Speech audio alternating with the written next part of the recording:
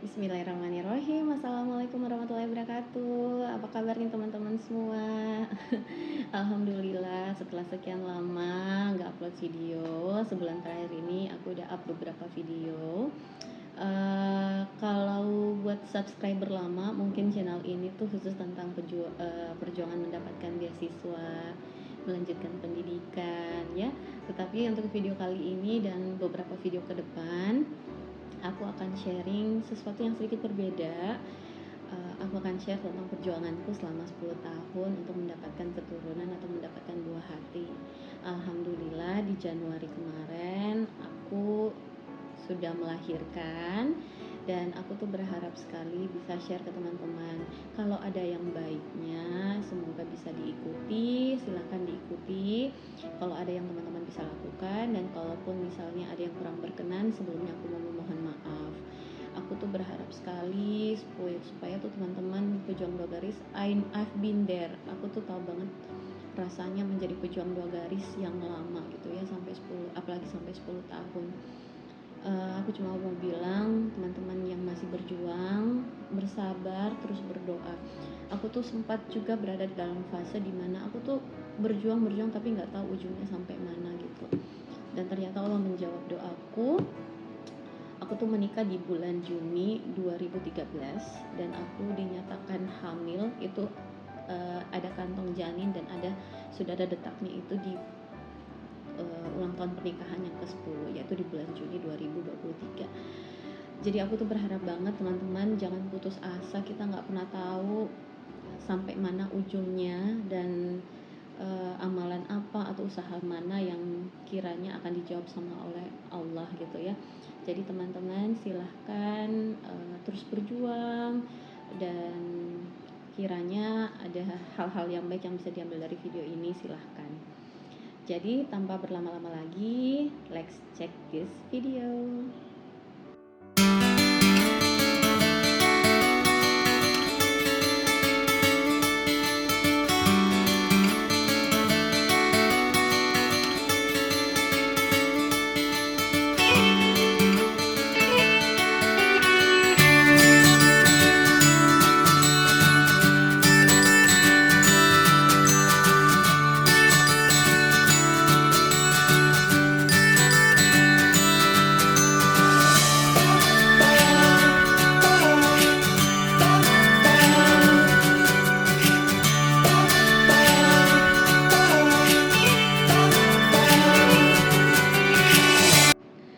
Oke, jadi mungkin untuk mengawali video ini, aku bakal bagi video ini menjadi beberapa part, karena untuk cerita 10 tahun perjalanan itu nggak bisa dalam satu video guys. Jadi aku coba untuk membagi ke beberapa part, yang inti-intinya saja, dan juga aku bakal share promil apa yang sudah kujalankan sebelumnya, dan hingga promil yang membuat berhasil itu promil apa gitu.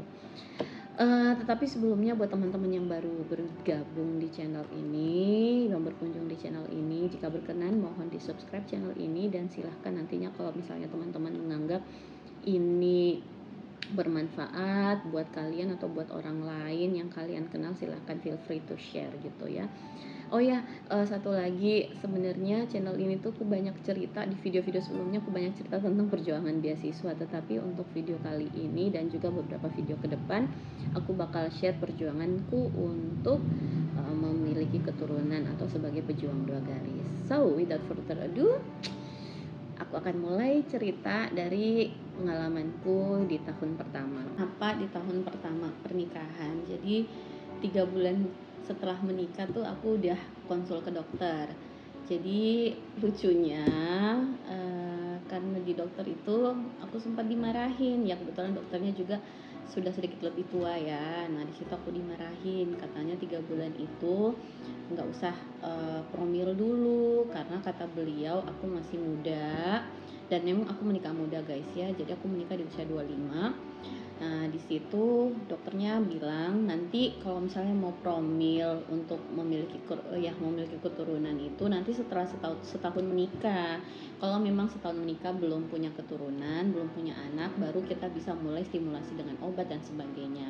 Jadi 3 bulan itu aku disuruh santai. Nah, di satu sisi aku tuh nggak bisa santai guys. Jadi aku tuh kayak panik gitu. Karena kenapa? Pertama, paniknya kenapa? Karena aku tuh yang pertama menikah di keluarga gitu ya, anak pertama yang menikah. Dan meskipun tidak ada tuntutan dari keluarga, tetapi seakan-akan tuh aku selalu kayak tiap tiap bulan tuh aku ditanyain gitu, udah isi belum. Jadi secara tidak langsung, meskipun tidak ada tuntutan dari keluarga, tapi kan ada pertanyaan seperti itu, jadinya aku panik sendiri gitu. Jadi 3 bulan tuh aku tanya ke suami, kok belum hamil gitu ya. Jadi coba deh kita periksa, siapa tahu ada masalah atau tidak. Aku tuh bilang sama suami, ya toh sebenarnya idealnya tuh kita pemeriksaan itu sebelum menikah gitu. Jadi kita tahu apakah ada problem atau tidak. Dan alhamdulillah memang di 3 bulan itu dokter tidak menemukan problem apa-apa, jadi murni disuruh santai sama dokter. Aku itu mulai panik setelah dinyatakan lulus beasiswa guys. Jadi aku menikah di bulan Juni, di bulan Agustus aku apply beasiswa, itu juga atas izin suami. Nah, ternyata di bulan Desembernya aku dinyatakan lulus untuk studi di luar. Nah, kalau kalian lihat di videoku yang lain, ya memang aku sempat studi ya di Australia. Nah, di bulan Desember itu aku panik lagi karena dinyatakan lulus beasiswa, which is aku tuh harus ikut namanya pre-departure training gitu. Jadi persiapan sebelum studi gitu. Nah, persiapan sebelum studi kebetulan aku dapatnya itu kurang lebih 4,5 bulan di Bali. Nah, which means itu aku harus LDM sama suami. Dan aku tuh kepikiran lagi kalau misalnya nanti setelah pre-departure training itu, dan kalau aku berangkat itu akan kurang lebih 2 tahun aku bakal LDM sama suami, karena suami juga kita udah komunikasi, suami nggak bakal ikut karena suami akan fokus dengan kerjaannya. Jadi panik sendiri gitu guys. Dan di situ tuh aku jadi belajar bahwa yang paling penting sebenarnya tuh pikiran gitu ya, pikiran, jangan stres dan sebagainya. Dan ternyata di akunya tuh aku tipikal orang yang sangat overthinking, stresnya tinggi gitu. Jadi kalau misalnya satu hal yang bisa aku share untuk di video kali ini, yang pertama itu ya, jadi jangan stres. Memang itu akan susah sekali, khususnya kayak aku, orang kayak aku ya, yang overthinkingnya banyak gitu ya. Itu ya, coba kontrol pikiran kalian. Nanti di video selanjutnya aku akan share apa yang aku lakukan untuk mengontrol si overthinking ini ya, kayak gitu. Nah, sebelum berangkat pre-departure training itu aku ada promil mandiri ya. Jadi dokter nggak ngasih obat kan, dokter bilang nggak ada masalah apa-apa, sel telur bagus, sperma juga bagus dari suami, nggak usah obat apa-apa, santai saja. Tetapi kan akunya overthinking, aku mau promil mandiri. Promil mandiriku apa?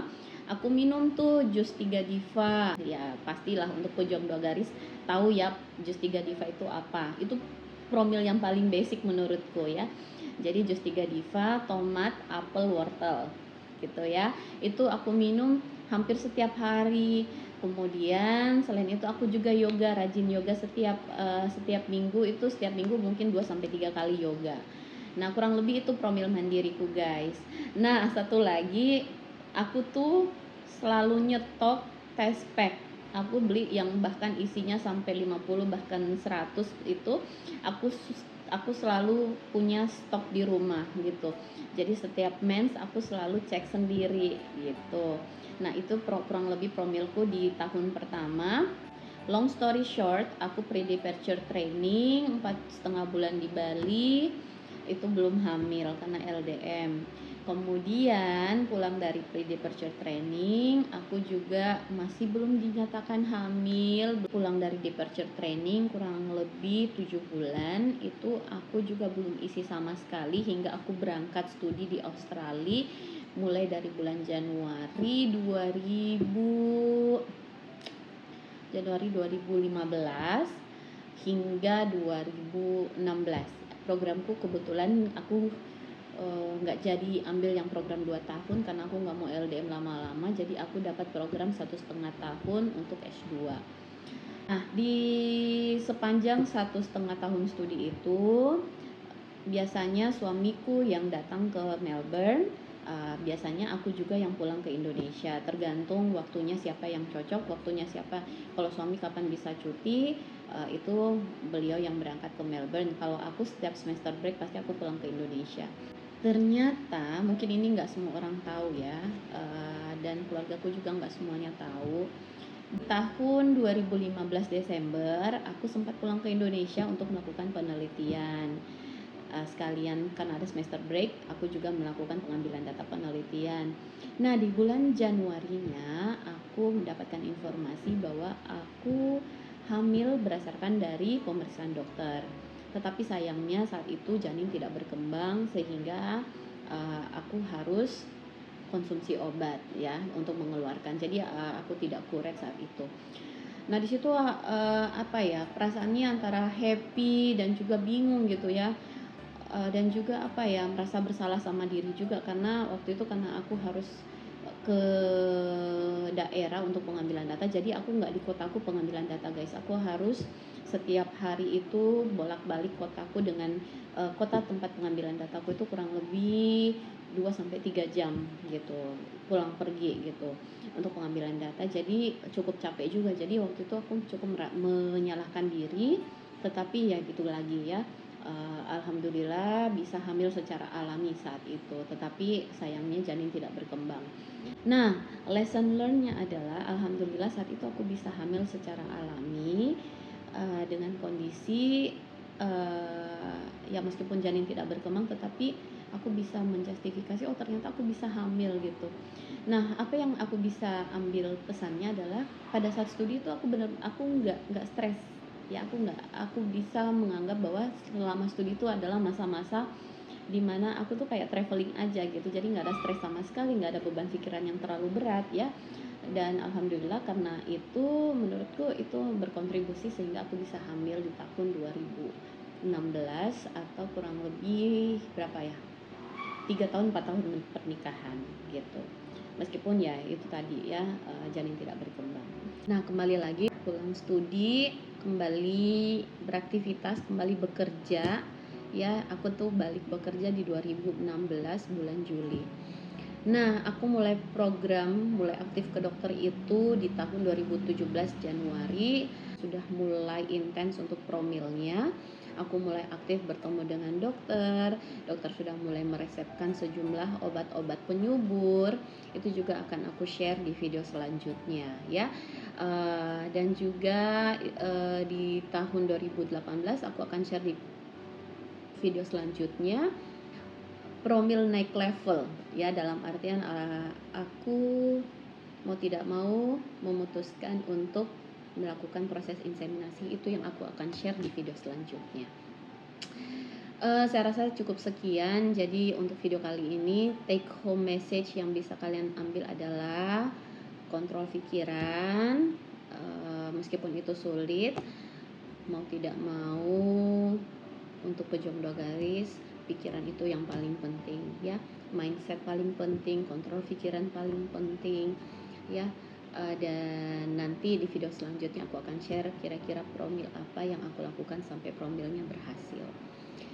Mohon maaf karena aku nggak bisa cerita dalam satu waktu semuanya karena cukup panjang ya, dan semoga di video kali ini bisa memberikan sedikit pencerahan buat kalian.